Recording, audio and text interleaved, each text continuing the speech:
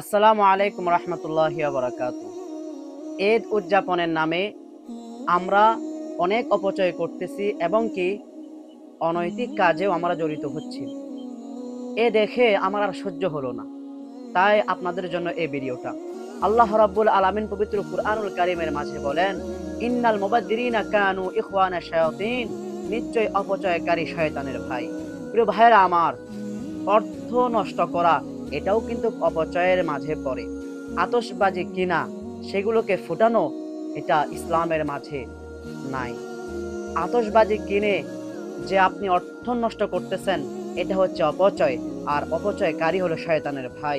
দ্বিতীয়ত কথা হলো, এই আতশবাজি আপনি কিনে যখন ফাটাচ্ছেন, এই ফাটানোর কারণে কিন্তু আপনার অপর মুসলমান ভাই কষ্ট পাচ্ছেন। আর আল্লাহ নবী সাল্লাল্লাহু আলাইহি ওয়াসাল্লাম বলেন, আল মুসলিমু মান সালিমাল মুসলিমিনা মিন লিসানিহি ওয়া ইয়াদিহি। মুসলমান সে যে তার হাত এবং মুখ দ্বারা অপর মুসলমান নিরাপদ থাকে। প্রিয় ভাইয়েরা আমার, আপনি আতশবাজি কিনে ফাটালেন এবং আরেকজন মুসলমান কষ্ট পেল, কিন্তু আপনি সেদিকেও লক্ষ্য করলেন না। দুইটা জিনিস হচ্ছে আতশবাজি কেনার কারণে।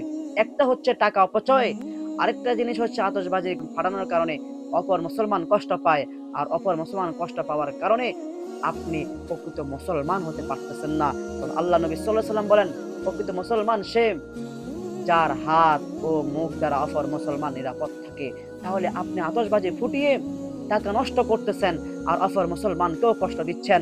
তাহলে আপনি ঈদ উদযাপনের নামে যে অপচয় করতেছেন, অপর মুসলমানের কষ্ট দিচ্ছেন, আপনার এই ঈদ উদযাপন ইসলামের মাঝে নাই। আরেকটা বিষয় হচ্ছে, ঈদ উদযাপনের নামে বিভিন্ন ধরনের প্রাণীর ভাস্কর্য তৈরি করে সবার সামনে রেখে ঈদ র্যালি করা, এটাও কিন্তু ইসলামের মাঝে নাই।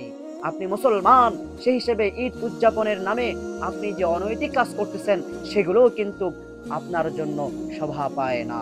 একজন মুসলমানের ঈদ উদযাপন হবে আল্লাহ রাসূল সাল্লাল্লাহু আলাইহি সাল্লামের ঈদ উদযাপনের মতো।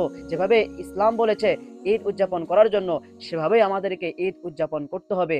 প্রিয় ভাইরা আমার, আল্লাহর নবী সাল্লাল্লাহু আলাইহি সাল্লাম বলেন, ইন্না মিন আশাদ্দিন নাসি আযাবান ইয়াউমাল কিয়ামাহ ইনদাল্লাহি, আল্লাহ তাআলার নিকট কিয়ামতের ময়দানে কঠিন শাস্তি হবে ওই সমস্ত মানুষদের, যে সমস্ত মানুষেরা মুতাসাব্বিরুন, ছবি অঙ্কন করে, এই ভাস্কর্য কি করে নির্মাণ করে, এই সমস্ত ব্যক্তিদের ব্যাপারে আল্লাহ নবী সাল্লাল্লাহু আলাইহি ওয়াসাল্লাম বলেছেন কঠিন শাস্তি হবে কিয়ামতের ময়দানে। আর আল্লাহ নবী সাল্লাল্লাহু আলাইহি ওয়াসাল্লাম আরেক জায়গায় বলেন, লা তাদখুলুল মালাইকাতু বাইতান ফিহি কালবুন ওয়ালা তাসাবুরুন, ওই ঘরের মাঝে রহমতের ফেরেশতা প্রবেশ করে না যে ঘরের মাঝে কুকুর থাকে, এবং ওই ঘরেও রহমতের ফেরেশতা প্রবেশ করে না যে ঘরের মাঝে জীবজন্তু প্রাণীর ছবি থাকে। কিন্তু দেখা যায় বর্তমান আমাদের ঘরের মাঝে তো ছবি আছেই, রাস্তার মোড়ে মোড়ে এবং বাজারের বিভিন্ন জায়গায় বিভিন্ন স্থানে, সারা গ্রামে সারা বাংলাদেশের মাঝে এই পোস্টারের মাঝে ছবি দিয়ে এরকম ফেরেশতাদেরকে কষ্ট দেওয়া হচ্ছে। প্রিয় ভাইয়েরা আমার, এই সমস্ত কর্মকাণ্ডগুলো বাদ দেন।